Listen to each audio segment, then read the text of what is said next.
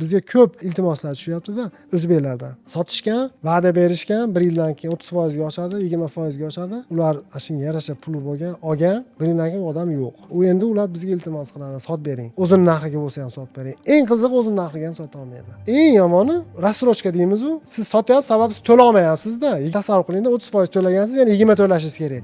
Siz NOC sotish uchun 50 to'ldirib bo'lish kerak, to'langan bo'lish kerak. Yana qo'shimcha 20 ham to'lash kerak. Endi men olmoqchimanmi sizdan? Men sizga 30 beraman, quruvchiga ham 20 berishim kerak. 50% ni oldindan berishim kerak. Undan ko'ra men ipoteka qilib butgan yo'qganim yaxshi-da, tayyor uy. Siz arendaga beraman, ipotekasini qoplaydi. Logika to'g'ri kelmaydi-da bu narsa. 80% qurilayotgan proyektlarda narx oshmaydi. Meni shaxsiy tajribam bilan. Shunaqa определённый proyektlar bor. Bu eng katta muhim narsasi o'z real estate sohasida 3 ta qonun borda. Butun dunyoda ishlaydigan qonun. Nimaga e'tibor berish kerak? Birinchisi, lokatsiya muhim narsa.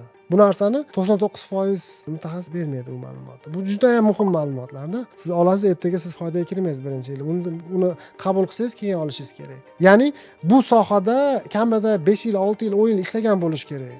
Bu sohada bozorda inqirozini ko'rgan bo'lish kerak. Bu sohada bitta bino sotilib, bitilib, uni qayta sotilgan holatlarini ko'rish kerak. Bozorda talabini tushunish kerak. Qaysi bir quruvchi yaxshi reklama qilsa yoki ko'proq komissionni bersa, uni sotish kerak emas-da. Bu muhim narsalar bu. Investor sifatida siz bu narsani tushunishingiz kerak. Bundan shunaqa ekanda bizda nimaga degan savol kamroq beriladi-da. Kimdir foyda bo'ladi desa, nimaga foyda bo'ladi degandan ko'ra foyda bo'ladi, aniqmi ishonasanmi deydi, ha desa ketaveradi. Ipoteka olishi nevigida narsa. U hech qanaqasiga nevigida narsa u. Siz hali foydaga kirmay, ishlatmaydigan narsangizga o'zi qarzga kiryapsiz. Imkoniyat bo'lmasa sotish kerak uni. Uni bank qilib yo boshqa narsa qilish nelikvidniy. Men maslahat bermayman. Uni sotib olish kerak. O'zini narxiga bo'lsa ham, tikkan pulingiz bo'lsa ham qaytarib olishingiz kerak. Quruvchi kompaniyada bankrot e'lon qilsa yoki shunga o'xshagan holatlar bo'ladigan bo'lsa, davlat Dubai Land Department u proyektni auksionga qo'yadi. Auksiondan olgan kompaniya davom ettiradi. Решение shu. Qonun bo'yicha quruvchi kompaniya 6 oyga davr kech qolishi haqqi bor proyekt. 6 oydan keyin 1 yillik rental index deydi. Arendasi nech pul bo'lsa shu rayonda shunga o'xshagan uylarda quruvchi kompaniya investorga to'lab beradi. Assalomu alaykum hammaga. Kamina Muslihuddin Hayitboyev mana navbatdagi podkastimizni ham boshlab oldik. Xo'p, bizni birinchi ko'rib turganlar bo'lsa, biz odatda qaysi biznesni yoki investitsiya qilsa bo'ladigan aktiv haqida gaplashamiz, suhbatlashamiz. Va odatda 3 xil mavzu bo'ladi. Birinchidan, bu sohaga investitsiya qilmoqchi bo'lgan insonlar nimaga e'tibor berishlik kerak va nimalardan qochishlik kerak. Va ikkinchisi, bu sohani boshlamoqchi bo'lgan biznesmenlar qanday qilib boshlashlik kerak? Va uchinchisi, shu sohada ishlamoqchi bo'lgan insonlar, ya'ni ishga kirmoqchi bo'lgan insonlar nima qilishlik kerak? Ko'proq yoshlar bo'ladi buning ichida. Shu 3 ta mavzu haqida gaplashamiz va bizning mehmonlarimiz ham oddiy insonlar emas, o'z sohasida muvaffaqiyatga erishgan insonlar hisoblanadi va shu biznesni yoki o'z sohasini noldan boshlab qaysidir qismgacha qurgan insonlar hisoblanadi. Chunki biznesda bilasizlar, biznesda doim aqllilar ko'p. Tashqari turib aql bergan insonlar ko'p. Hozir men nomi esimdan chiqib qoldi. Sizlarga bilsalaring tagiga yozib qo'yinglar. Qaysi bir kompaniya ham Dubayda dunyodagi eng katta, eng zo'r biznes coachingni olib kelib siyoh qilib qo'yganda 2 yilda normal bankrot qilib yuborgan. O'shaning uchun biznesda maslahat beradigan inson juda ko'p, lekin mana shu biznesni qadamma-qadam qurgan inson bilan suhbatlashish, ular bosib o'tgan qadamlar boshqacha. Bugungi mehmonimiz ham oddiy inson emas, o'z sohasida mutaxassis. 13 yildan beri Dubay ko'chmas mulkda faoliyat olib boradigan inson bizning akamiz Farruh aka Eminov. Assalomu alaykum. Va alaykum assalom. Rahmat aka. Yana bir bor kelganingizdan xursandman, vaqt ajratganingizdan, chunki 2 yil oldin bir suhbatlashgandik. Vaqt ham o'tib ketib qoldi. 2 yilda aka nimalar o'zgardi? Ko'rinishingiz ko'z tegmasin. Borgan sari yosharyapsiz, bilmadim nima qilyapsiz. Oldingida ancha yosharibsiz, ko'z tegmasin. Rahmat. Bizneslar qalay ketyapti aka? 2 yilda nima o'zgardi? Alhamdulillah, yaxshi. Birinchidan siz taklif qilganingiz uchun rahmat katta. Xo'p, 2 yil oldin ko'rishganimizda juda yaxshi intervyu bo'ldi. Hozirgi kunda biz 2 yil oldingidan ko'ra kengaydik, biznesimizni kengaytirdik. U paytda sizda bo'lsa 50 ta odam edi, hozir. Shu paytda aytib o'tay, men akamizni anchadan beri taniyman. Birinchi saqizda eshitganimda, unda siz bilan ko'rishmagandik, sizni tanimasdim, ancha bo'lib qoldi. Coviddan oldin adashmasam, unda endi kompaniya ochib turganingizni eshitgan edim. Va keyin 3-4 yildan 2-3 yildan keyin ko'rishdik, gaplashdik. Unda o'zi aytganingizda o'sha bitta ofis bor edi, kompaniya ochib bo'lgandingiz. Bitta ofisingiz bor va 50 kishi ishlab turgan edi. Hozir qaysi ahvoldamiz? Mana unga ham 2 yil o'tdi. 2 yildan keyin qaysi ahvoldamiz? 2 yildan beri ikkita ofis qildik. Mashallah. O'rtacha 100 tacha ishchimiz bor hozir. Bu yil endi planlarimiz katta. Qanaqa planlar bor endi? Bu yilni o'zida yilni boshida O'zbekiston bozoriga kiryapmiz. O'zimizning kompaniyamiz O'zbekistonga olib kiryapmiz.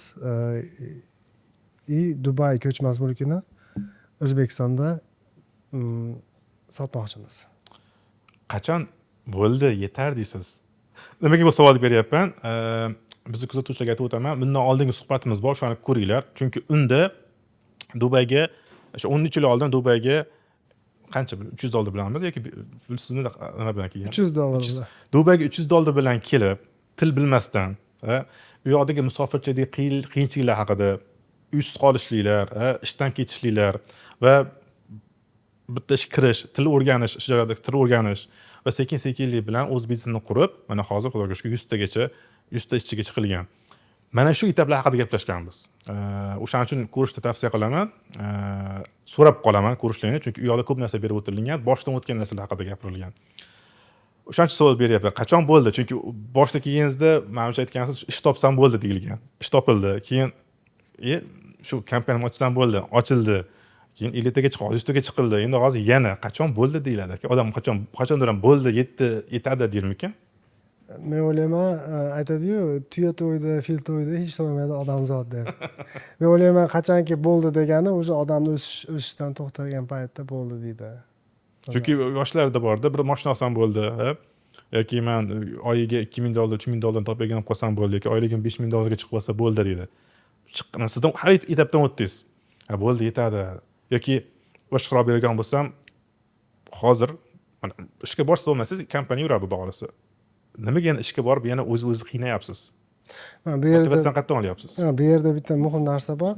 Ishga bormasangiz, ish o'zi ketadi degan narsa yo'q. Bu hamma biznesda. Operatsiyonka bu hech qachon o'zi avtomatim algoritm yo'qki, o'zi avtomatim boshqaradigan. Ya'ni siz agar kompaniyani yo bo'lmasam bir ishni boshi bo'lsangiz, siz yurmaydi. Chunki sizning ideologiya, sizning fikringiz, sizning xohishingiz, sizning maqsadlaringiz. Siz uni hech kim qilib bermayapti. O'zbekistonda boshqa targ'ibot ketyapti. Hop. Borsiz, mana siz O'zbekiston targetlari chiqmaydi, menga ham chiqmasdi, endi chiqishni boshladi, borganingizda chiqadi sizga ham. Biznes operatsiyonkada sani chiqarib olaman. Charchadingmi? Biznes egasi yotishlik kerak, biznes ishlashlik kerak. Shunga o'xshagan faqat targ'ibotlar ketyapti. Bunga qanaqa qaraysiz? Biznes egasi o'tirib, qanaqangi qaraysiz? Meni shaxsiy fikrim, bu stabilniy holatga olib kelishi mumkin, lekin o'sish deganda siz o'zingizni shaxsiy ishtirokchisiz, hech qachon o'smaydi. Qurgan narsangiz ham meni shaxsiy fikrim bo'yicha uni stabilniy ushlab turish uchun baribir o'zingizda qo'shilishingiz, o'zingizning ideyalaringiz kerak. Bunga bitta misol, men o'qiganim Henry Ford misolida aytishim mumkin-da. Mana Henry Ford yili esimda yo'q to'shni. Ford kompaniyasini tashkil qilib, sistemani yurgizgan, mashina chiqishni boshlagan, marketing hamma yaxshi ketganda, kompaniya sistemasi naqadar yaxshi ishlashini bilish uchun oilasini olib, kорабльga o'tirib, bir oygami ketadi, kompaniyadan aloqa uziladi. Qaytib kelganda kompaniya to'xtagan bo'ladi. Zavod to'xtagan bo'ladi. Tushunib aytadiki, sistema hali u darajada idealni yetib kelmadi. O'zimizda o'zi yo'qda ko'zi yo'q degan narsa bor ekanda. Men mana masalada juda ham ko'p qiyinchiliklar bo'lgani uchun operatsiyonkada biz ishimizda endi raqobat kuchli soha hisoblanadi. Men shu darajaga yetib keldiki, men CRM sistemasini noldan programmistlar yig'ib, shu polniy operatsionkani CRM sistemaga o'tkazmoqchi bo'ldim. O'tkazdim ham. Bu sistema kerak o'zi. Sistema kerak. Bu sistema sizga ishingizni yengillashtiradi, ya'ni byurokratiyani kamaytiradi. Sizda KPI, hozir mana искусственный intellekt, biz CRM sistemamizga tiqyapmiz bu narsani qo'shimcha. Bu narsa menga yordam beryapti. Sistemani, operatsionkani kontrol qilishga, lekin yangi g'oyalarga hech qanaqa sistema yangi g'oya bera olmaydi. Xo'p, men savollarim to'g'ridan to'g'ri so'rab qo'ya qolaman. O'zimning fikrlarim ham bor, chunki biz ham pul boshqaramiz, ko'chmas mulkka investitsiya qilmoqchimiz, lekin meni ba'zi payt qo'rquvlarim bor, o'ylantirgan narsalar bor. Va undan tashqari ozgina hozir biznes haqida gaplashsak, chunki biznes egasi haqida, undan keyin bu sohaga o'tamiz. Yana bitta O'zbekistonda ko'rdim ko'p narsani, endi O'zbekistonda ko'p aytyapman, chunki bizni ko'rgan insonlar o'zbekistonlik. Matrisadan chiqqan, biznes egasi bo'lgan, kimgadir ham ishlamagin, o'zingga xon, o'zingga bek degan narsa bor. Shu narsani ko'p targ'ibot kuchiga ketib qoldi. Va targ'ibot qilganlarni ko'rsam, oxiri baribir kurs sotish yoki shunga o'xshagan. Siz biznes egasi bo'lib, ham u tomonni ham, bu tomonni ham ko'rgan qo'lim. Ba'zilar endi otasi boy bo'ladi, riskli biznesga kirishib ketadi. Biz endi bu tomonni ham ko'rdingiz. Nima deysiz? Hamma biznesmen bo'lish kerakmi? Chunki rizq Allohdan. Ba'zi payt men qo'shilmayman-da bu fikrga. Shuning uchun sizni fikringizni bilmoqchi edim. Bu meni fikrim, odamda o'zini shaxsiy maqsadlariga bog'liq narsa, bu ambitsiyasiga bog'liq.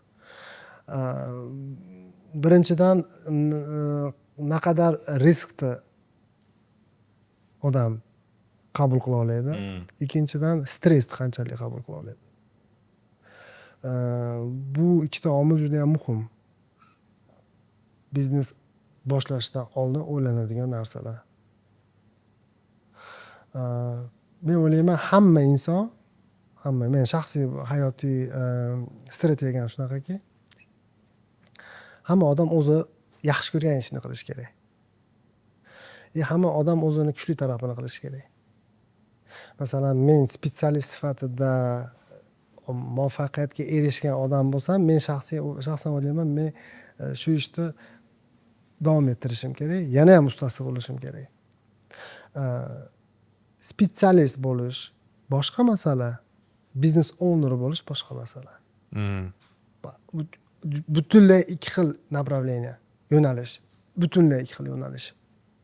Mana meni shaxsiy fikrim bu savolingizga, men o'ylayman, agar odamda ambitsiya bo'lsa, shu narsaga qilish kerak. Nimaga yo'q? Nimaga yo'q? Lekin ko'proq pul topaman yoki men kompaniya o'zim qilsam, aytaylik, agar daromadim ko'proq bo'ladi degan fikrda qilinsa, lutchi qilmagan yaxshi. Chunki bitta narsa borda, men долгосрочный narsaga qiziqaman. Men o'ylayman, biznes ham, odamning reputatsiyasi ham, qilinayotgan ish ham долгосрочныйda bu o'ziga yarasha mashaqqatlari bor. Sabr talab qiladi, lekin uni addachasi yaxshi. Biznesda ham u 2 yillik, 3 yillik plan bilan qilinadiganimiz, men o'ylayman, bu puzir. Долгосрочный deganda bu brend. Nima sohada ish qilsangiz ham, shaxsiy o'zingiz ham agar spetsialist bo'lib, bironta ishda mutaxassis bo'lmoqchi bo'lsangiz, siz shaxsiy brendingizni qilishingiz kerak. Bunga vaqt talab qiladi. Men urg'u bermoqchi bo'lgan joyim shu ediki, mana hozir siz kelgan joy kompaniyada 100 ta inson ishlab turgan bo'lsa, qiyinchilikdan o'tib bo'linganda. Odatda boshida kompaniyasi 1-chi, 2-chi, 3-chi yil ancha qiyinchilik bo'ladi. Masalan, menda restoran biznes qilganimizdan o'tib shu bo'lgan, 3 yildan keyin qiynalib, oxiri o'lib qolgan. Mana shu etapdan o'tib olinsa-ku, keyin o'sha aytilgan narsa bo'lishligi mumkin. O'zingga xon, o'zingga bek. Masalan, hozir siz kuzatib turaman, golfga borasiz, akka borasiz. Vaqtingiz bor. Kompaniya yurib turibdi. Ishxonaga borish kerak, lekin kompaniya yurib turibdi. Lekin bu paytgacha bo'lgan mehnat ham bor-da. O'sha yerdagi mehnatni aytyapman. O'zingiz qaysi ishda ishlagan bo'lsangiz, oylik olasiz, komissiya olasiz, o'xshamasa ishingizni yo'qotasiz, ketdingiz. Lekin bunda o'xshamasa, o'zingiz bilan kelgan boshida 10 ta, 15 ta odam bo'ladi. Ularning mas'uliyati ham siz bo'yningizda bo'ladi. Albatta. Mana shu joylari qiyinchiliklardan o'tib oldingizmi? Yoki eslaysizmi eng qiyin, biz boshlagandan eng qiyin payti? Men o'ylayman, nafaqat men o'ylayman, statistika bo'yicha masalan Nasdaqda ham, Stockda, market, mana siz sohangizda korporatsiyalarda aksiyalarni sotib olinayotganda, meni tushuncham bo'yicha uni tarixini, kompaniyaning tarixini o'rganib chiqayotganda, ko'p holatda meni tushunishim bo'yicha investorlar kompaniyani eng kamida 12 yil ishlagan kompaniya stabilniy kompaniya hisoblanadi deb eshitganman. Ya'ni siz aytgandek turbulentliklardan o'tgan, har xil situatsiyalardan, krizislardan o'tgan kompaniya 12 yil 3 yil emas, 4 yil emas, 5 yil emas, 6 yil ham emas. Chunki mana o'zim 6 yildan beri Dubayda eng katta raqobatbardosh sohada ishlayotgan bo'lsam, men o'ylayman, mana Satyaz golf o'ynaysiz va bu qo'shimcha networking, biznesni rivojlantirish uchun bo'layotgan ish. O'zi menga u sport bilan shug'ullanish yoqadi, u birinchi. Qanday aytsam bo'ladi? Приятность полезен совмещаю-da.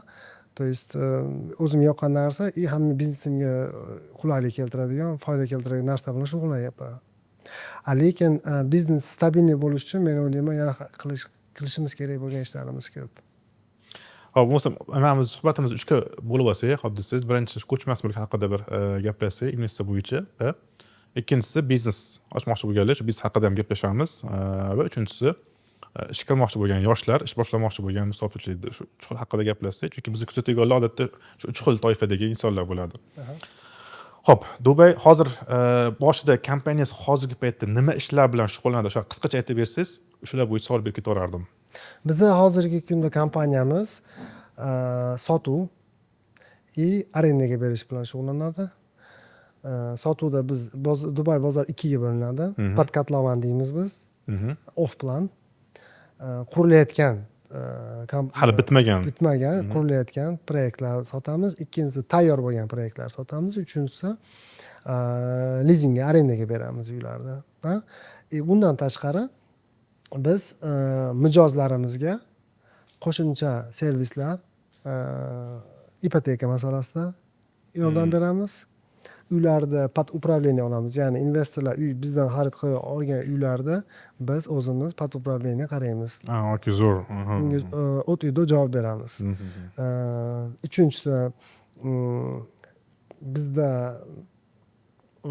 to'lovlar to'g'risida, to'lovlar masalasida ham yordam beramiz. Ya'ni uy olgandan keyin, mana podkatlovan uy olgandan keyin ko'p mijozlar bank shoti bo'lmagani uchun Dubayda naqd pul to'lash olmaydi. Chunki Dubayda quruvchi kompaniyalar naqd pul olmaydi.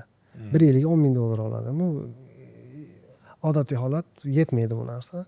Обязательно chek orqali yo shotdan surish kerak. Biz yordam beramiz. Finansiy operatsiyalarga ham yordam beramiz. To'rtinchidan biz viza masalasida ham yordam beramiz mijozlarimizga. Ya'ni golden viza, investor viza masalan. Xullas, bizga kelgan mijozlarga qo'limizdan kelgancha xursand qilishga harakat qilamiz. Chunki mana boyagina aytib o'tgandek, meni shaxsiy strategiyam bu долгосрочный, uzoq muddatli. Mijozlar bilan ham shunaqa muomala qilamiz. Savollar ko'payib qoldi. Undan oldin keling, yana ham qiziqroq bo'lishligi uchun odatda biz kuzatuvchilarga shu mehmonimizdan sovg'a talab qilib olaman. Majburiy yoki nomajburiy. O'shanga sizdan ham agar rozi bo'lgan bo'lsangiz, bizni oxirgacha kuzatgan insonlar, vaqtini sarflagan insonlarga endi odatda bizda komment yoziladi. Kommentga o'sha kimga mehmon tanlab oladi, o'ziga yoqqan komment yozgan insonni qanaqadir o'zi tomonidan sovg'a beradi. Nima deysiz, qanaqangi sovg'a bersak bo'ladi? Hop, unda komment eng yaxshi komment bo'lyaptimi buni? Endi hozir eng yaxshi komment, chunki siz bizda hozir qanaqa tanlab olasiz? Investorlar bo'lishi mumkin. Keyin sizga ish qilmoqchi bo'lgan insonlar bo'lishi mumkin. Shu ikkalasiga 2 xil beradigan bo'lsangiz zo'r bo'lardi. Meni fikrim odatda qanaqa bo'ladi? Endi siz o'zingiz aytishingiz kerak.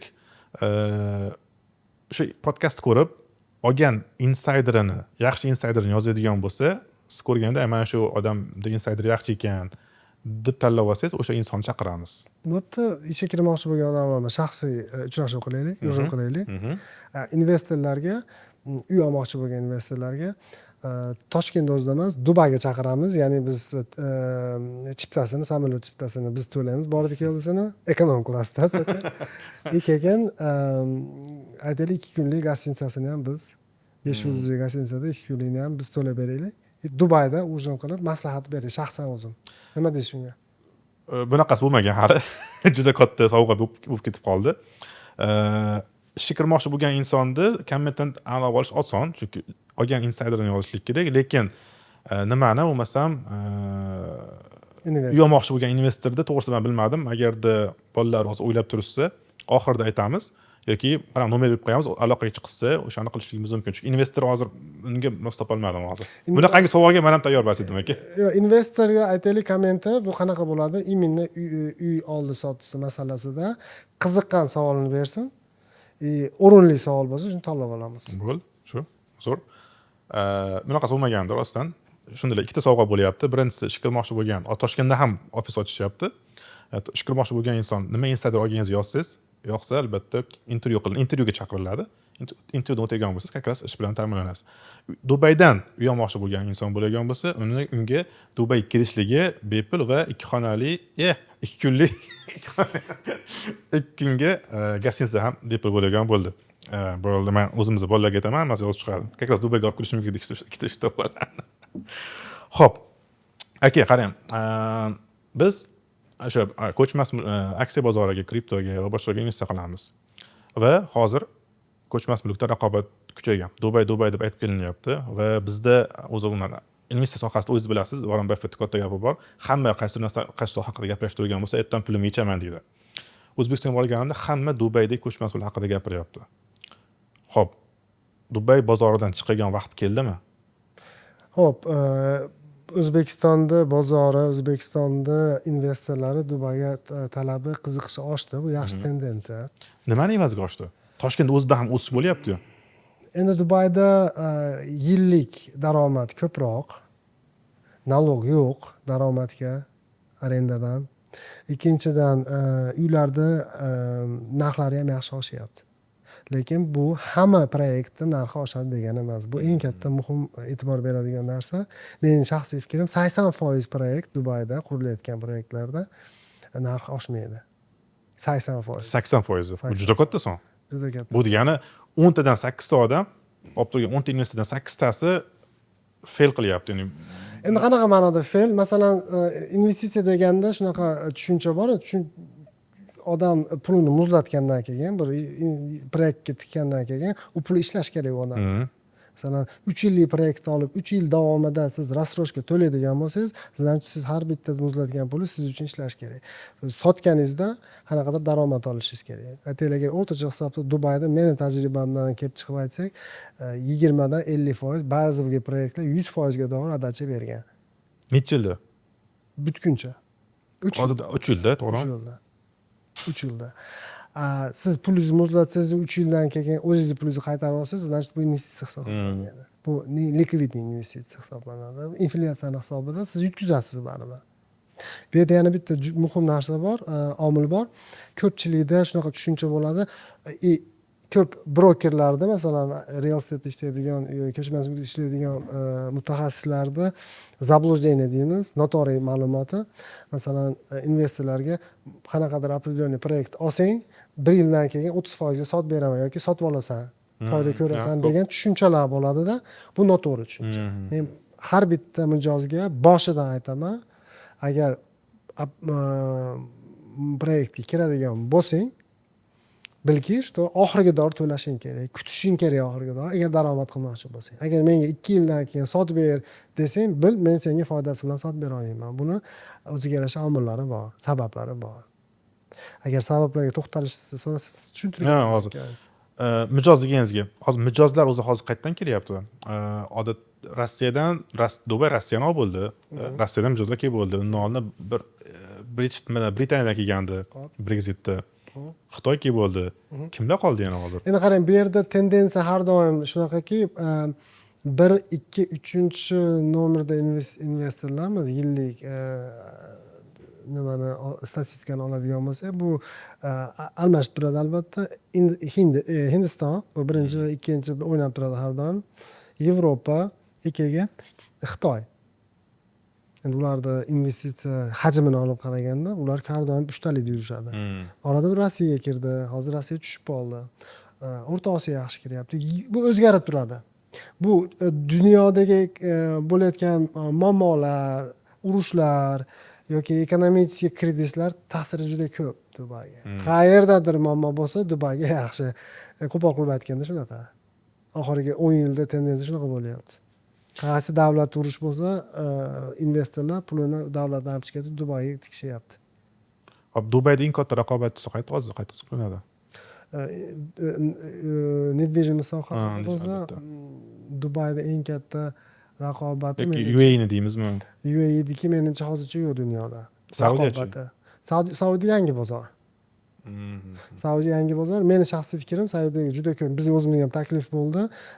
Saudiyalik investorlarimiz tomonidan kompaniyamizni filialini ochish, Saudiya bozorini o'ziga qiziqish.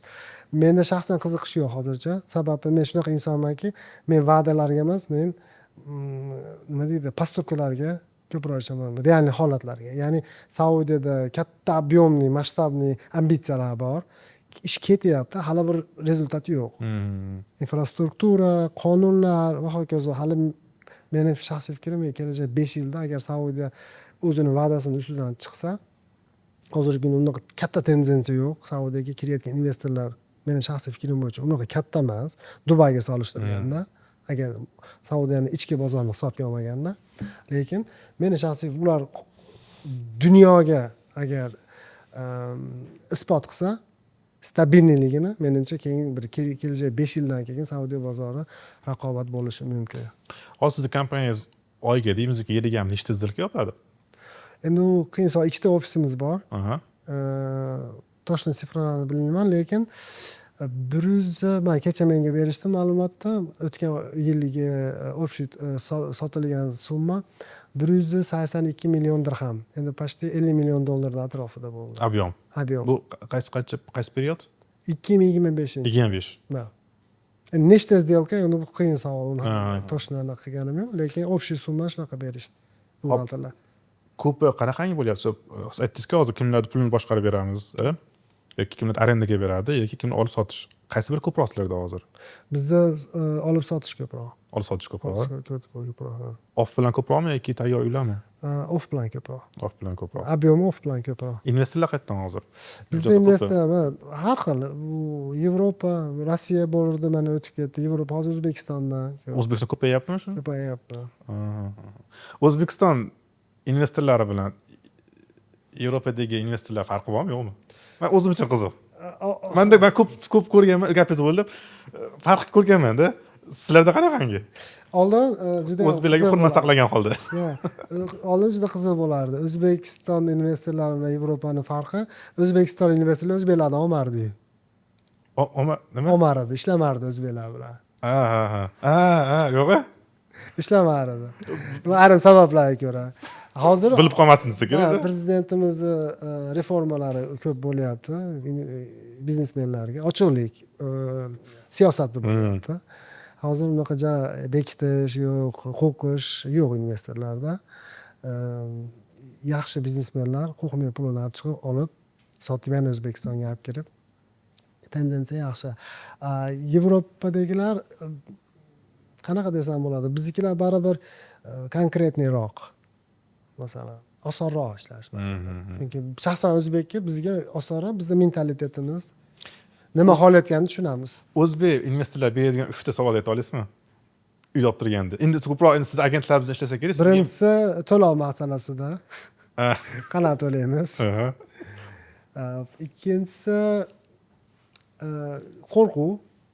Bu proyektlarda masalan Dubayda qonun shu darajada kuchliki, masalan oddiy broshurani quruvchi kompaniya taqdimot qilishdan oldin ruxsatini olish kerak. Har bitta detal, dizayn hammasini.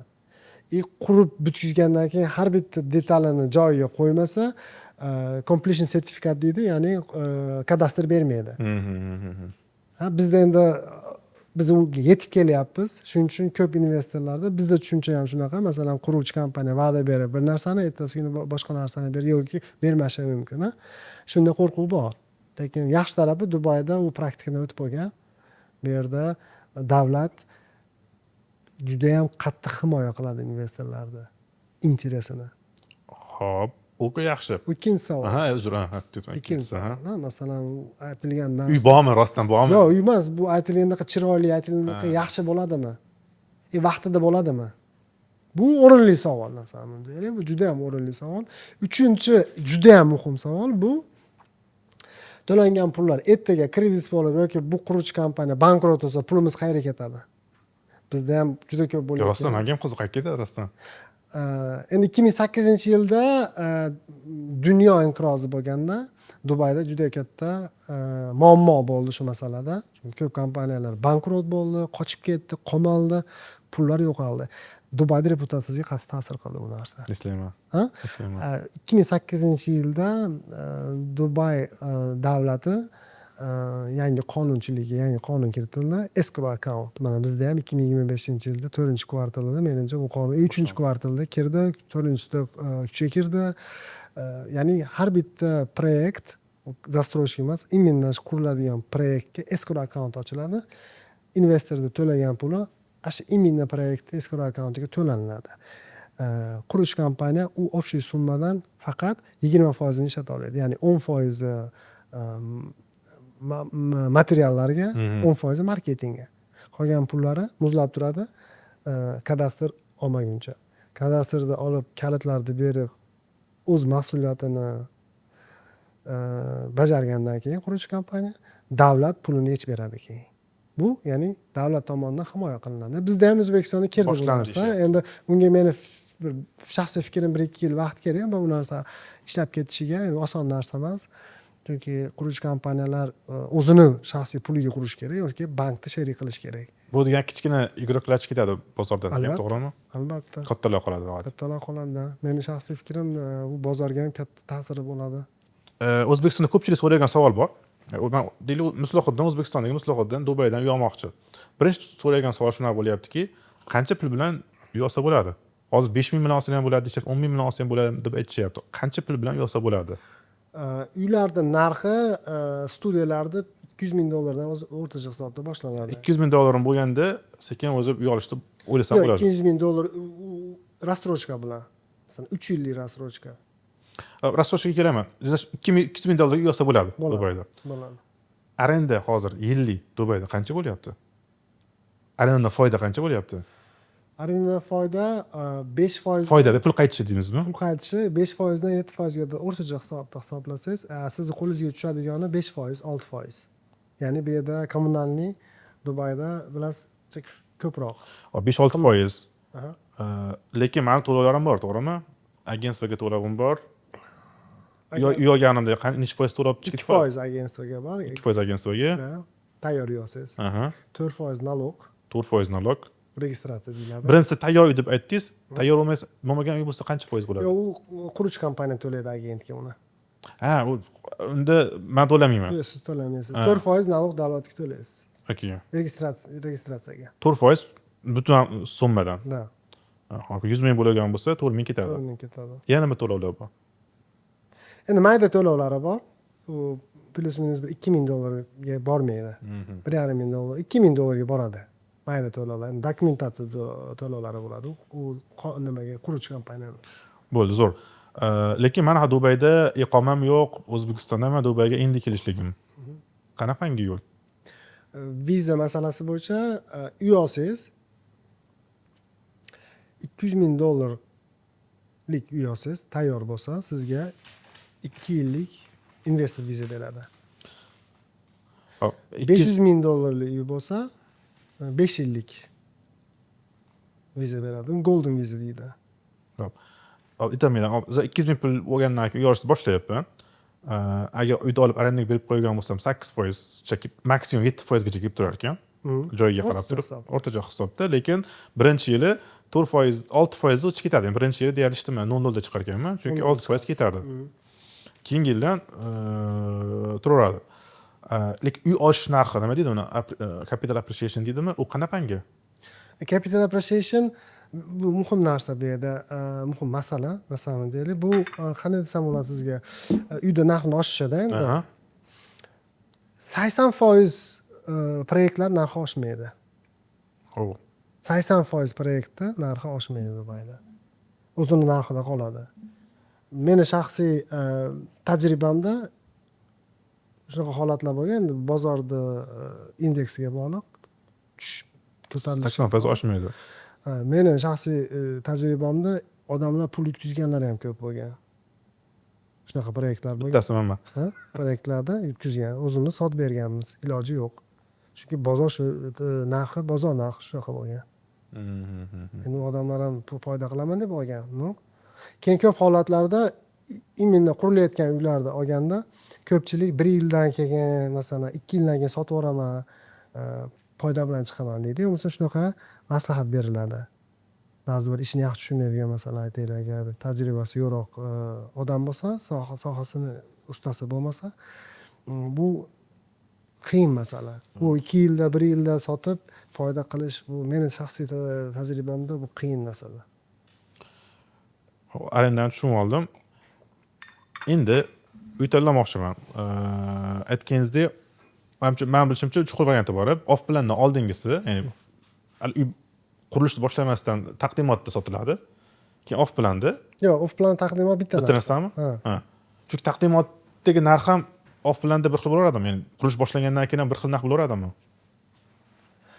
Bu yaxshi anaqa savol. Shunaqa strategiya bor, shunaqa tendensiya bor. Ya'ni masalan, hamma quruvchi kompaniyasi emas, aytaylik, katta kompaniyalar, MR, Damak, Dubai Holding deymiz, mana Miras ham bu yerda, Dubai Nakhil ham bu yerda. Davlatni kattaroq, davlat ishtirokida bo'lgan quruvchi kompaniyalar yaxshi joylardan yer olishadi, yaxshi proyektlar qurishadi. Dengizlarning bo'yida, ostroflarda va hokazo. Shunaqa proyektlarda agar siz uy olsangiz deylik, chunki bu yerda kilometr o'chirtib bo'lib ketadi u uyni olish uchun. Olsangiz, u kompaniyalarda yaxshi tarafi, masalan, bugun taqdimot qildi, sotdi, mana 1 soat ichida yo 10 minut ichida sotib yuboradi. Keyingi quriladigan, xuddi shu rayonda quriladigan proyektni 10%, 15% qimmatroq sotadi. Narx oshadi. Oshadi. O'zlari oshiradi. Kim sotib oladi 1 soatda? Kimlar sotib oladi odatda? Endi holatlar bo'ladiki, 200 ta xonadon bor proyektda 500 ta chek olishadi. Ya'ni 500 ta to'lov bo'ladi. taqdimotdan oldin. Taqdimotdan oldin, da. Taqdimotga masalan men bora olamanmi O'zbekistondagi odam yoki faqat agentstvalar bora oladimi? Yo'q, taqdimotga bora olasiz, lekin muammo shundaki, siz o'zingiz olaman desangiz, u yerda 500 ta o'chirt ichida siz olishingiz qiyin. Bu yerda shu qanaqa desam bo'ladi, omil borki, yaxshi connection deydi, застройщикlarda, qurilish kompaniyalarida ishlaydigan, yaxshi должность ishlaydigan odamlar bilan yaxshi muomalada bo'lsangiz, siz uyni olish imkoniyatingiz ko'proq. Ya'ni biz masalan ko'p yildan beri ishlaymiz, bizda yaxshi svязь deydi, yo masalan tanishlarimiz bor, biz investorlarga yaxshi uylarni olib berishadi. Xo'p, o'zi odatda ko'chmas mulkni nima maqsadda olinadi? Ya'ni shuncha klientingiz bor, nima maqsadda oladi ko'pchilik? Birinchisi bu passivniy income olmoqchi bo'lgan odamlar, ya'ni uy oladi, arendaga berib qo'yadi. Masalan 5% dan 6%, ba'zi bir holatda 7% ga doir gadovoy oladi. Nalog to'lamaydi undan. Ikkinchisi flipping qiladigan odamlar. Ya'ni pulini muzlatib, masalan, investitsiya qilib, определенный vaqtdan keyin sotib foyda oladigan odamlar. Uyning narxi oshgandan keyin. Uchinchisi olib o'zi yashaydigan odamlar. Kelajakda. Mana 3 xil tabaqali investorlar bor. Birinchisi kimlar uchun?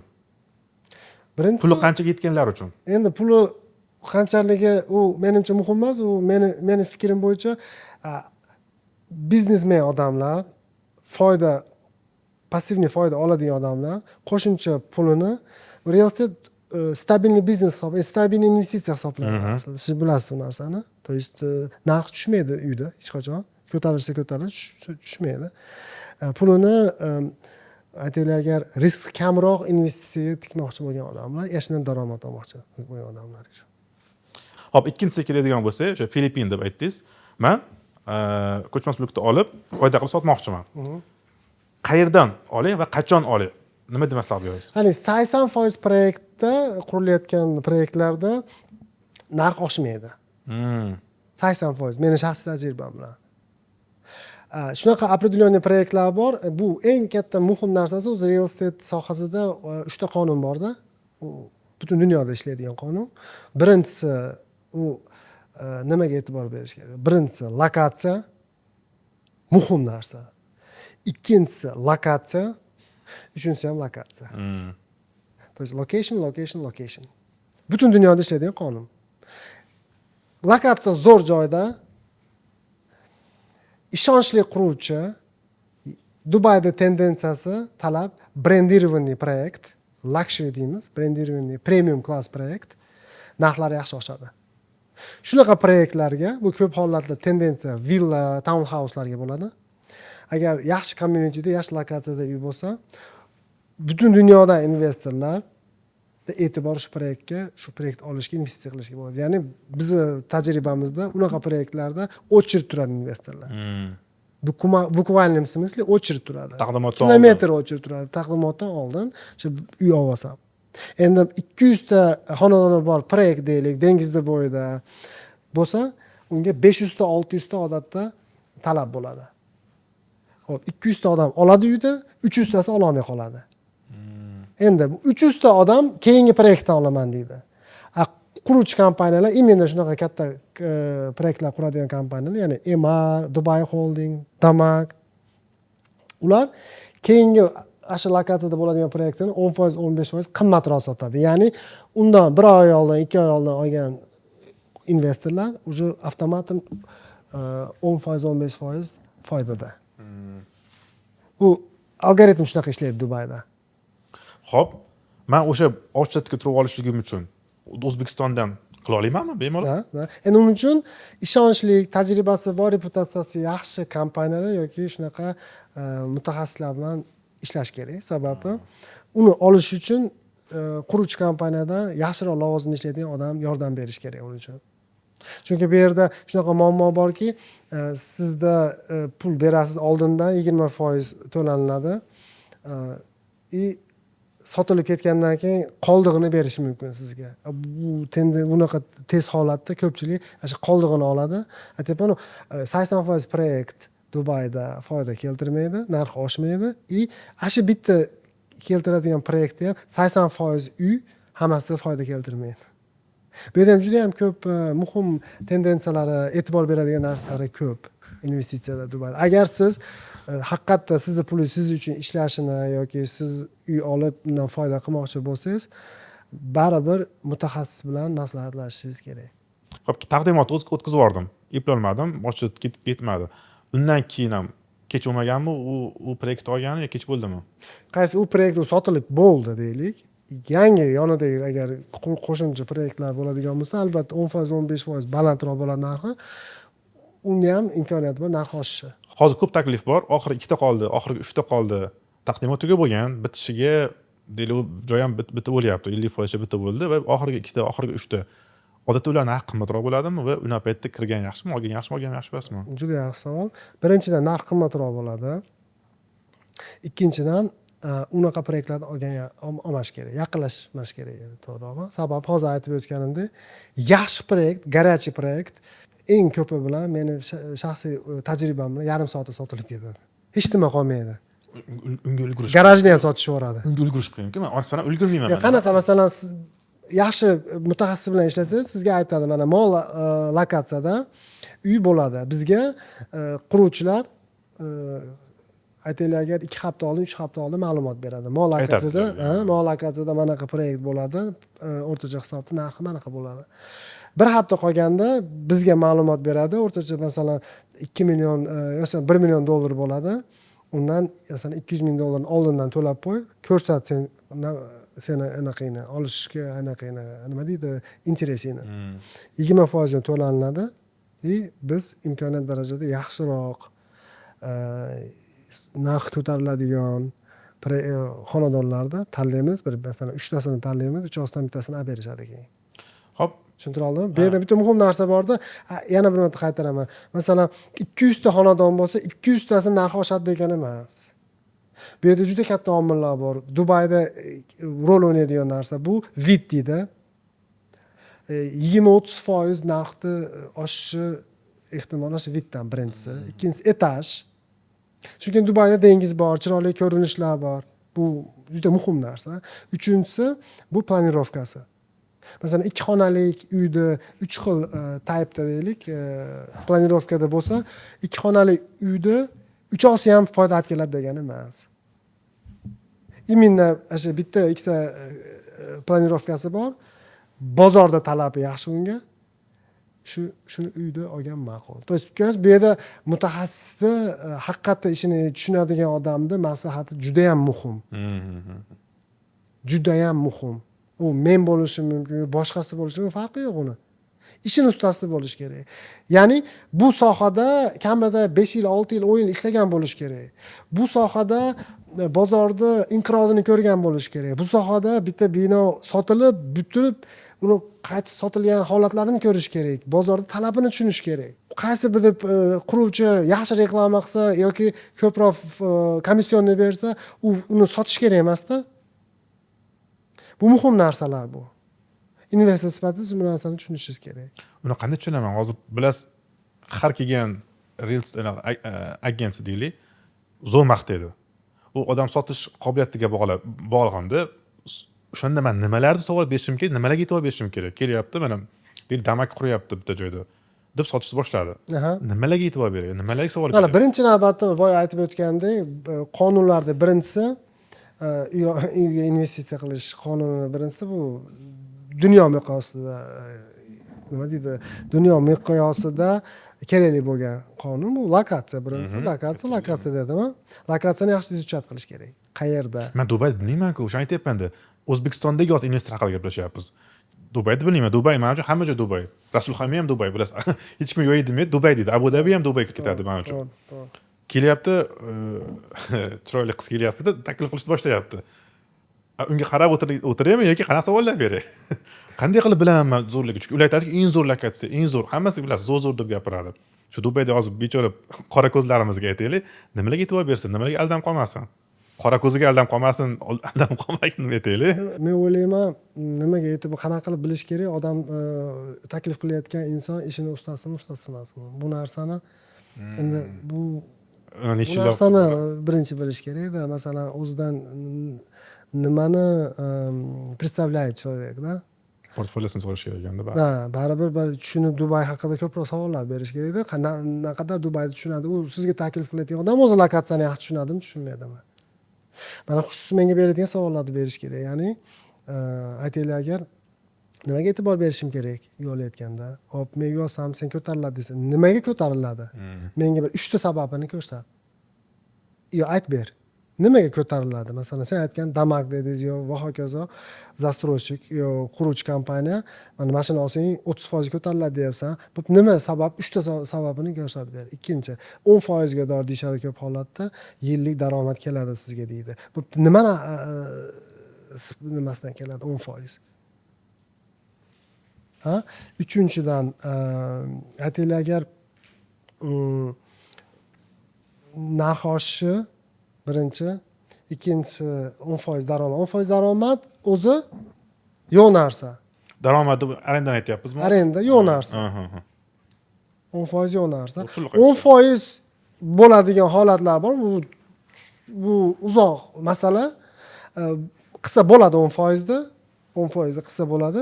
Lekin bu uy olib arenda, oddiy holatda arenda qilish emas. Buni momentlari bor. Siz tikkan pulingizdan 10% foyda qilishingiz mumkin. Qachonki, agar quruvchi kompaniya sizga post completion payment plan deydi. Masalan, siz uyda kalitini olgandan keyin yana 3 yil to'la olasiz, protsentsiz degan takliflar ham bor. Endi siz 70% to'lagan bo'lsangiz 3 yil ichida, shu 70%dan 10% ga chiqishi mumkin. Tushuntira oldimmi? Lekin unaqa uylar likvidniy uylar. Ularga ham maslahat bermayman olishda. Bitta narsa, bu muhim narsa-da, bu hamma sohada qo'llaniladigan narsa. Agar sizga juda ham zo'r taklif bo'lyapti, bilingki, bu taklifni yaxshi o'ylanib chiqish kerak. Hali aytadi-ku, besplatniy sir только на Mishilovka deydimi? Tushuntira oldimmi? Agar men siz aytgandaqa oxiri qoldi, yami bitdi. Endi tasavvur qiling, siz aytyapsiz 50% bitgan proyekt hali ham sotilmagan bo'lsa nimaga siz olishingiz kerak? Значит, buni nosi bor albatta. Bash kelyapti menga birinchi u odam haqida ozgina so'rashim kerak ekanda savollarda. Nechta uy sotgansan, necha yildan beri bu yoqdasan? Endi nechta uy sotgansan, necha yildan beri bu ma'lumotlarni soxta berishi mumkin. Odam bilan gaplashganda, men sizga nima ma'lumot bersa ham, shu ma'lumotni haqida nima deydi, доказательство so'rash kerak-da. Nima uchun shunaqa bo'ladi? agar odam haqiqatda keltirib bersa, значит u odam berayotgan ma'lumoti to'g'ri bo'ladi. Общий ko'pirtirilgan ma'lumotga hech kimda nima deydi, hech kimda dokazatlisi bo'lmay, qanaqa qilib keltirib berasiz? 10% keltirib. Nimaga sababdan 10% kelinadi? Masalan, men $200,000 uy oldim. Arendash necha pul keladi? Yiliga 10% bo'lish uchun 10 ming kelish kerak-da. Yo'q, 20 ming. $20,000 sof foyda olishingiz kerak. Bu yerda sof foyda. Bo'pti, to'lovlari qanaqa? Men to'laydigan to'lovlari. Men to'laydigan to'lovlari nalog yo'q. Xo'p, nalog yo'q. Kommunalki bu juda ham muhim narsa, ko'pchilik e'tibor bermaydi. Birinchidan birinchi yilda siz hech qanaqa daromad olmaysiz. Agar готов yo'q, 2% agentskiy komissionni to'laysiz, 4% davlat, 6% ketdi. Yaxshi. Kommunalka bor. Kommunalkani ko'pchilik bilmas ekan. Kommunalka bor. Shun bilan birinchi yil siz yo 1 yo 2 yo hech narsa olmaysiz. Ikkinchi yildan daromadga kirasiz. Bu narsani 99% mutaxassis bermaydi bu ma'lumotni. Bu juda ham muhim ma'lumotlarda. Siz olasiz, ertaga siz foydaga kirmaysiz birinchi yil. Uni qabul qilsangiz keyin olishingiz kerak. Men gotovoy to'g'risida, arendaga berish to'g'risida aytyapman hozir. Olib narx ko'tarilib sotib berish bu ikkinchi masala. Bu juda ham nima deydi, sensitiv masala. Xo'p, ikkinchisida ko'pchilik ikkinchisi qiziq bo'lishligi mumkin. Foyda qanaqa hisoblasa bo'ladi uni foydasini? Narx ko'tarilishi nima? Bu juda ham muhim narsa. Dubayda qanaqangi? Qarang, bitta narsa bor, muhim narsa bor. Men spetsialist sifatida men sizga bitta ma'lumot beraman-da.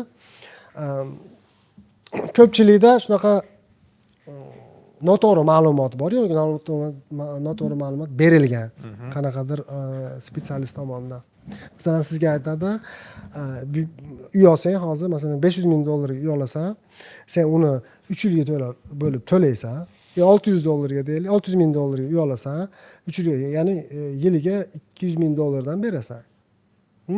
2 yildan keyin $400,000 to'laganingdan keyin men uyingni sotib beraman, aytaylik agar 600,000 ga. Sen $400,000 tikkan pulingdan aytaylik agar qanaqadir foizda daromad olasan. 40% deylik.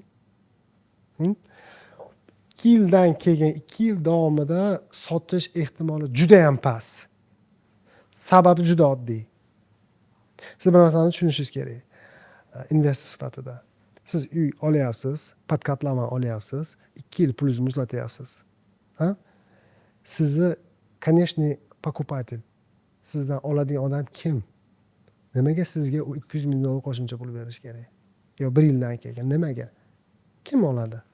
Siz oldingiz 1 yildan keyin boshqa investor olib yana daromad qilaman deydimi? Yo'q, menimcha yo'q. Sababi nimaga? Agar siz investorsiz $600,000 ga bitta proyekt oldingiz, 1 yildan keyin men sizdan 20% ustiga yo 40% ustiga olgandan ko'ra men chik tutib tursam, undan ham yaxshi yo'q, asli joyida proyekt chiqsa, men uni olganim yaxshi. Qo'shimcha komissiyonlar to'lagandan ko'ra. O'zini narxiga. To'g'rimi? Investor sifatida menga shu vyugodno. Men ham sizga o'sha pulimni muzlataman-da, sotib kim sizga qo'shimcha pul berishi mumkin bo'lgan odam faqat end user deydi, o'zi yashaydigan odam. Hozir uy kerak, hozir olmoqchi. Uni kutgani vaqti yo'q. Uni 3 yil kutgani vaqti yo'q. Unda nima deydi? Ehtiyoj bor yashashga. Shu rayonda, yangi qurilgan rayonda, yaxshi iminni brendированный, yaxshi binoda yashash niyati bor. U sizni 3 yillik vaqtingizga, investitsiyangizga qo'shimcha daromad, qo'shimcha pul to'lashga tayyor agar bozor shuni talab qilsa, agar bozor narxi shunaqa bo'ladigan bo'lsa, u beradi u pulni. Tushuntira oldimmi? To есть sizni vaqtingiz uchun u pul beradi. Sizni pulingizni muzlagani uchun pul beradi. Bu narsa juda muhim narsa. Shuning uchun 1 yil, 2 yil uchun butganda kalitingizni olguncha to'lovi bo'lsa, ash to'lovingizni hisobini chiqarib, agar shuncha pul to'la olasangiz, keyin olganingiz ma'qul. Bizga ko'p talab iltimoslar tushyapti-da, bu masala bo'yicha o'zbeklardan. Sotishgan, va'da berishgan, 1 yildan keyin 30% ga oshadi, 20% ga oshadi. Ular shu hisobini olib, shunga yarasha puli bo'lgan, olgan, 1 yildan keyin odam yo'q. U va'da bergan odam yo'q. U endi ular bizga iltimos qiladi, sotib bering. O'zini narxiga bo'lsa ham sotib bering. Eng qizig'i o'zini narxiga ham sota olmaydi. Yana xuddi shu masala. Masalan, aytaylik, sho'badan uy olgan, Bir yildan keyin shu quruvchi shu rayonda yangi proyektlar chiqaryapti. Yangi olmoqchi bo'lgan, u proyektga kirmoqchi bo'lgan odam shobani o'zidan narxiga hech qanaqa qo'shimcha to'lovlarsiz olib o'zini narxiga olgani yaxshimi yo sizdan masalan bo'pti 1 yil to'labsiz. Mayli. Bu yerda qo'shimcha to'lovlari bor. Eng yomoni mana rassrochka deymiz-ku. Siz sotyapsiz, sababi siz to'la olmayapsiz-da. 20% ni to'lashingiz kerak. Men siz 30% to'lab qo'ygansiz. Endi tasavvur qilingda 30% to'lagansiz, yana 20 to'lashingiz kerak. Siz NOC sotish uchun 50 to'ldirib bo'lish kerak, to'langan bo'lish kerak. 50 to'langan, 50. Yana qo'shimcha 20 ham to'lash kerak. Endi men olmoqchimanmi sizdan? Unda nima bo'ladi? Men sizga 30 beraman, quruvchiga 20 berishim kerak. 50% ni oldindan berishim kerak. Undan ko'ra men ipoteka qilib butgan uy olganim yaxshi-da, tayyor uy. Sraz arendaga beraman, ipotekasini qoplaydi. Logika to'g'ri kelmaydi-da bu narsa. Tushuntira oldimmi? Bunday shunaqa ekanda bizda nimaga degan savol kamroq beriladi-da. Kimdir foyda bo'ladi desa, nimaga foyda bo'ladi degandan ko'ra foyda bo'ladi, aniqmi ishonasanmi deydi, ha desa ketaveradi. Endi imkoniyat darajada so'rashga bilmasa ham, Dubayni bilmasa ham, lokatsiyani bilmasa ham, quruvchi haqida bilmasa ham taklif bo'lyaptimi? U taklif nimaga? Nimani asosida bo'ladi bu narsa? Ha? Nimani asosida bo'ladi? Nimaga men qanday foyda qilaman? Nimaga? Mana yana bir muhim maslahat sizga ham, bizni ko'radigan uy olmoqchi, Dubayda uy olmoqchi bo'lgan investorlarga Dubayda open source, ochiq ma'lumotlar bor. Nechta uy sotildi, qaysi uy necha pulga sotildi. U davlat, Dubai Department u ma'lumotni beradi. U saytlardan biri DXP Interact. Agar qiziqqan odamlar bo'lsa, yozsa biz ma'lumot beramiz, tushuntiramiz qanaqa. Bu ochiq ma'lumot, u pulli emas. Hamma odam ishlatsa bo'ladi. Iminda olmoqchi bo'lgan proyektini ham ko'rsa bo'ladi. Necha puldan sotildi. Transaksiya necha pul bo'ldi. Arendalarni bilmoqchi bo'lsa, masalan, Property Finder degan programma bor, Bayut degan programma bor. Dubayda shunday ishlatiladi ko'proq. U yerda uyni narxlari, sotuvni ham, arendani ham ko'rish mumkin. O'zlari uchun ma'lumotlar olishi mumkin. Bu juda muhim narsa.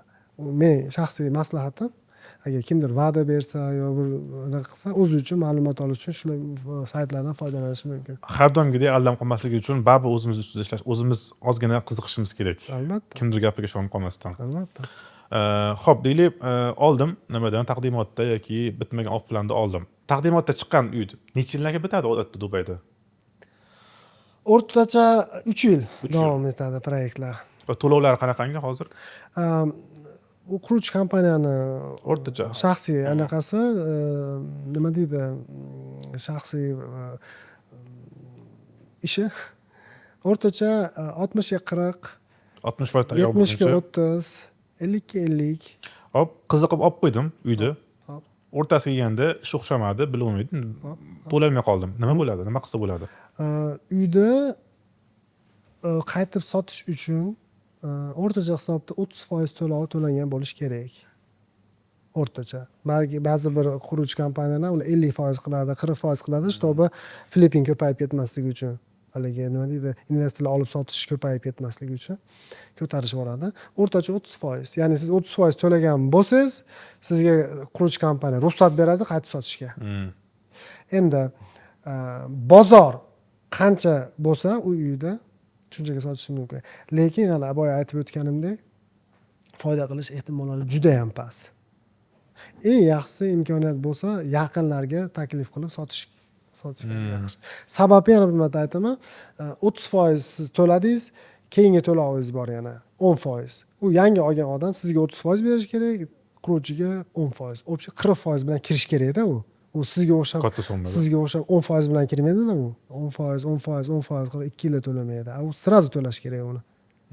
U albatta ko'p investitsiyani talab qiladi. Ikkinchi yo'li bankka borish, to'g'rimi? Yo'q, qurilayotgan holatda bank ipoteka qilmaydi. Ipoteka qilmaydimi? Yo'q. Tayyor bo'lgandan keyin. Ipoteka olishi nevigida narsa.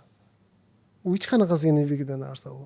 Qanday qurilmagan narsani ipoteka qilib, siz hali foydaga kirmay, ishlatmaydigan narsangizga уже qarzga kiryapsiz. bo'lsa kutib turib tayyor bo'lganda keyin bank agar imkoniyat bo'lmasa sotish kerak uni bank qilib yo boshqa narsa qilish nelikvidniy. Men maslahat bermayman uni. Uch sotib olish kerak. O'zini narxiga bo'lsa ham, tikkan pulingiz bo'lsa ham qaytarib olishingiz kerak. Xo'p, ipotekaga qaragan bo'lsa, chunki baribir ko'pchilik O'zbekistonda ham ko'payib ketdi hozir ipoteka olish, mortgage, endi musulmon O'zbekistonda hamma ko'pchilik musulmon qat'iyatlarga qaraydi. Dubayda ham qanaqangi hozir bu banklardan ipoteka olish? Ikki xil yo'nalish bor. Birinchisi oddiy, ikkinchisi qadriyatlarga qarab beriladi. O'rtacha hisobda 3% dan 4% ga doğru bo'ladi. Yillik. Qaysi banklar yaxshiroq? Xo'p, Dubai Islamic banki yaxshi, Rak banki yaxshi. Ular hammasida o'sha islomiy naqangisi bor. Islomiy yo'nalishlari bor. Islamic mortgage deydi. Siz aytib o'tdingiz, 80% uylar narxi oshmaydi. Chiqqandan keyin, olgandan keyin shunaqa narx qoladi deb turib. Qisqa qilib aytadigan bo'lsangiz, men o'sha 80% tushib qolmasligi uchun 20% narx o'sgan 20% topishligim uchun nima qilishim kerak? Qarang, bitta narsa bor. Talab Dubayda, bitta muhim narsa borda. Dubayda klientskiy aytaylik talab nimaga? Talab ko'proq premium klassga. Budjetniy variant emas, qimmatroq uylarga, brendirованный uylarga. Brendirованный uylar yaxshi lokatsiyada narx oshadi yaxshi. Keyin yer uylarga talab katta. Yer uylarga, villalargami? Villa, townhouselarga talab katta. Shunaqa proyekt bo'lsa kirish kerak. Meni shaxsiy maslahatim. Agar aytaylik budjetniy variant studiya $200,000 bo'lsa, sababi agar bitta binoda 500 ta uy bo'lgani qadayu, bitta binoda 200 ta uy bo'lgani qada. Shunaqa muhim. Eng oddiy anaqalari shu, yo'llari shu. E'tibor berish kerak bo'lgan narsa. Endi baribir shunaqa holat borda, shunaqa bir masala bor. Qancha ko'p pul qimmat narsa olsangiz, shuncha ko'p foyda qilasiz. Bo'ldi. Dubay ro'zg'ishni yaxshi ko'radigan shahar. O'z gapingizdan tushunganim, arenda uchun, arendadan foyda qilmoqchi bo'lsam, kichikroq variantga borganim yaxshi. Yo'q, bu ham fakt emas. Bu ham fakt emas. Yo'q, eng zo'ri arendaga meni shaxsiy fikrim yer uylar, townhouse villalar. Ko'proq daromad olasiz, rasxoti kamroq. Tushuntirib beraman nimaga. Masalan, aytaylik agar 70 kvadratli uyga, yaxshi binoda bo'lsa, 70 kvadratli uyga 1 yilda $5,000 dan $6,000 ga doğru kommunalka to'laysiz. Endi 200 kvadratli villaga $3,000 kommunalka to'laysiz. Endi binodagi uyni arendasi aytaylik agar o'rtacha hisobda 70 kvadratligi bo'lsa, $30,000 bo'lsa, undan 6,000 chiqarsa, $24,000 foyda qolyapti, sof foyda, nalog yo'q. Yer uydiki o'rtacha hisobda aytaylik agar 160 kvadratli uy bo'lsa, u $50,000 arenda to'laysiz, $3,000 kommunalka to'laysiz. Ya'ni $47,000 foydadasiz. Ba'zi bir proyektlarda narxi yer uydikidan qimmatroq. Lokatsiyasiga bog'liq. Filippindagi foyda haqida gaplashmadik. Qancha foyda bo'lishligi mumkin? Taqdimot paytida kirdim. Ikki taqdimotdan keyin kirdim. Mayli, 10% oshgandan keyin kirdim. Chunki taqdimot paytida qiyin deyapsiz. Undan keyin kirdimda yaxshi, o'rtacha joyda. Hozir o'rtacha aytamiz, chunki rayonga qarab o'zgarar ekan foydalari. 3 yil kutdim. Qancha foyda sotishim mumkin? Taxminiy foyda qanaqangi? Qarang, bu bozorda talabiga bog'liq albatta. Meni shaxsiy tajribamdan kelib chiqib aytaman. Masalan, $1 million uy oldingiz, 3 yil davomida to'ladingiz u pulni. Endi bu lokatsiyaga bog'liq, proyektga bog'liq. Boya aytib o'tgandek, brendirованный, premium klass uylar narxi yaxshi oshadi. Talab ko'p unga. Foizda kerak. Foizda va aytyapman-ku, u hech kim garantiyani bera olmaydi unda. Taxminiy o'rtacha. Optdan 13 yil optdan 30% dan, masalan, 30% dan 100% ga doğru proyektlar berganda. 100% ga doğru bergan. Men shaxsan o'zim investorlarim, men o'zim qanday desam bo'ladi, maslahat emas, men o'zim ulardan iltimos qilib yurib oldirgan uylarim bor. 100% ga o'zim sotib berdim 3 yil 4 yildan keyin. Masalan, bitta misol, nimada Dubayda Beachfront degan rayon Emardi proyekti. U yerdan uylar sotganmiz, $800,000 dan $600,000 dan uylar sotganmiz. Temma-teng oshgan narxlar. O'zim qayta sotib berganman hammasiga. Blue Waters degan rayon bor. U yerda ham shunaqa holat bo'lgan. Undan ham ko'proq oshgan narxlar. Villa communitylar, Talal Algaf degan rayon bor masalan. U yerda ham Arabian Ranch 3 masalan ko'p unaqa holatlar. Aytyapman, lokatsiyaga bog'liq. Qo'pol qilib aytganda 30% dan 100% gacha deb olsa bo'lar ekanda. 30% dan 100% ga qo'yayotgan. 3 yilda bo'ladigan narsa bu. 3 yil, 3,5 yil, 4 yil. Qanchalik qiziq bo'ladi bo'lmasam, yiliga 10% dan to'g'ri kelyapti. U 30% bo'ldi. To'g'rimi? Ha. Endi yana bitta muhim narsa bor. Siz 30% ga aytaylik agar 60 ga 40 to'lov bo'lsa, 60'ini 3 yil davomida to'ladingiz deylik, 20% dan har yili. Siz bitgandan keyin sotyapsiz, 30% olyapsiz. Siz bu yerda 30 emas, 50%. Investitsiya qilgan so'mingizdan kattaroq olyapsiz. Chunki agar 10% da shunda to'g'ri bo'lar ekan. Keyin o'zbeklarda rostdan berilgan savoli, rostdan men ko'p eshitganman. Investitsiya qildik, uy vaqti bitmadi. Yoki rostdan u kompaniya bankrot ketdi. Pulimni nima qilaman? Pulimni qanaqa qaytib olaman? Qarang, pul qaytmaydi. Escrow akkauntda turadi. Aytaylik, agar u quruvchi kompaniyada bankrot e'lon qilsa yoki shunga o'xshagan holatlar bo'ladigan bo'lsa, davlat, Dubai Land Department u proyektni auksionga qo'yadi. Auksiondan olgan kompaniya davom ettiradi. Nimasi, resheniyasi shu. Ikkinchidan, kech qolish va holatlari. Qonun bo'yicha quruvchi kompaniya 6 oyga davr kech qolish haqqi bor proyekt.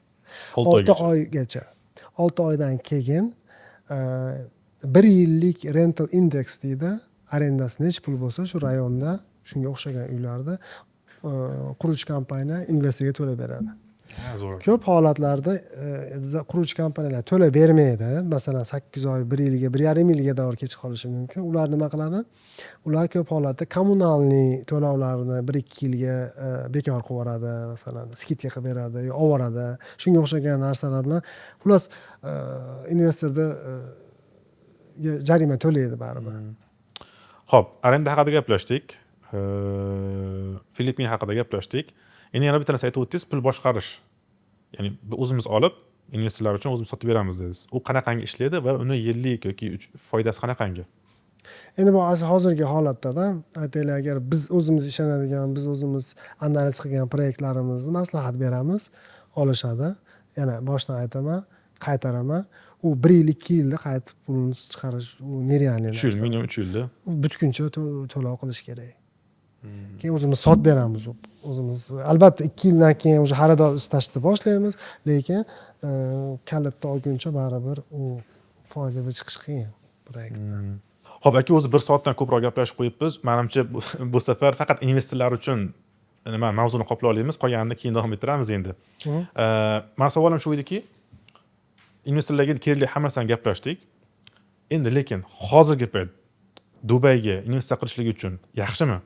2026-27 prognozlar qanaqangi? Yoki hozir sabr qilgan paytmi? Yo'q, investitsiya qilish kerak hozir ham, sababi Dubay o'sishda davom etyapti. Nafaqat Dubay, Emiratda Russell Khema, Fujairah ham yaxshi bozor bo'lyapti hozir. Mana o'zingiz bilasiz, 2025-yilda kazinoga ruxsat berildi. Yangi communitylar qurilyapti, ostrovlar qurilyapti. Entry price deydi. Narxlari hozir juda ham yaxshi kiradigan payt investorlar uchun. Nafaqat u yer, даже Abu Dhabi ham yaxshi bo'lyapti hozir. Kelajagi yaxshi, perspektivasi juda go'zal. Xo'p, to'g'risi yana 1 soatlik suhbatimiz bor edi, lekin aytilgandek ketadigan joylar bor. O'shanga ikkinchi suhbatni keyin davom ettiramiz. Endi bitta sharti bilan, agar kommentariyalar yaxshi bo'lsa, haligi Jahongir Latif ukam aytgandek olovdan berishib yuborsa qilamiz. Agar hech kimga unaqa katta qiziqish bo'lmasa, bizni ma'lumotlarimiz nima deydi, ma'lumotlarimiz foydali bo'lmagan bo'lsa, darsh qilish keragi yo'q. Yo'q, foydali bo'ldi, chunki bizda unaqangi endi kerakli odamlar ko'radi. Ko'proq men o'zim qiziqqan bizneslarga, o'zim hurmat qilgan insonlar bilan gaplashaman. Chunki men ikkinchi mavzuim shu ediki, biznes haqida edi. Chunki ko'pchilik biznes qurmoqchi. Bu haqida ko'p savollar bor edi. To'g'risi bugun ulgurmadik, keyingi safariga, chunki u qiziqroq bo'lardi. Bitta narsa bordi, bitta muhim narsa. Siz menga bu masalani taklif qilganingizda mening shaxsiy fikrim shunaqa bo'ldiki, mutaxassis sifatida agar kimgadir tajribamiz foydali bo'lib, maslahatimiz foydali bo'lsa, biz undan xursandmiz. Bu yerda lishniy brend ko'tarish yo aytaylik reklama emas. Suhbatimiz faqat shu mutaxassisligimiz to'g'risida bo'ldi. Qo'limizdan kelgancha maslahatlarni berdik deb o'ylayman. Agar qo'shimcha ma'lumotlar kimgadir qiziq bo'lsa, uy oldi sotdi yoki kompaniya ochmoqchi bo'lgan odamlar, qanaqadir savoli biz tomonidan kerak bo'lsa, pastida qoldirib ketsak, agar imkoniyat bo'lsa, Albatta. silkani murojaat qilishi mumkin. Qo'limizdan kelgancha yordam beramiz. Maqsad shu. Va sovg'ani esdan chiqarmaylik. O'sha birinchi sovg'a kimga bo'lardi? Siz bilan suhbat, ishga olishga imkoniyat, sizga ishga kirishga imkoniyat bo'ladi. U mana shu podkastdan olingan insider, eng kuchli insider. Ikkinchisi bizniga, investorlarga, Dubaydan ko'chmas mulk olmoqchi bo'lgan insonlarga edi. Uni kommenti qanaqa bo'lishi kerak edi? Yaxshi, bizni mana shu investitsiya sohasida qiziq bo'lgan savol. Qiziq bo'lgan savol. Yoki bo'ldi shunaqa. Именно Yoki savol ko'chmas mulk to'g'risida. Savol berib turib, naqangi bo'lsa-chi, просто Dubayga kelib ketish bo'lsa-chi, investor bo'lmoqchi bo'lmasa-chi. Endi, xo'p, bu ham yaxshi. O'shanga men o'yladimki, balkim o'zlariga yozib, rostdan qiziqadigan bo'lsa, keyin o'sha Bo'pti, uy olsa deylik, bo'pti. Uy olsa biz qaytarib beramiz. olmasa ham uy olmoqchi bo'lgan, potensiali bor Endi uy olmoqchi bo'lgan odam olish kerak-ku baribir. Biz agar qo'limizdan kelgancha yo'l ko'rsatsak. Uy olsa bo'pti aytaylik, uy olsa biz chiptasini, samolyot chiptasini и gостинitsasini biz qoplab beraylik. Uni ham o'sha lichkaga maqib beramiz, chunki yozilsa bo'ldi. Aka, vaqtingiz uchun rahmat. Lekin yana bitta aytib o'taman, juda ko'p savollar qolib ketib qoldi, ulgurmay qoldik. Chunki ikkita naqangini ham olishimiz kerak, qamrashimiz kerak mavzuni, ulgurmay qoldik. Keyingi safariga rozi bo'lasiz aka, sog' bo'ling. Rahmat katta.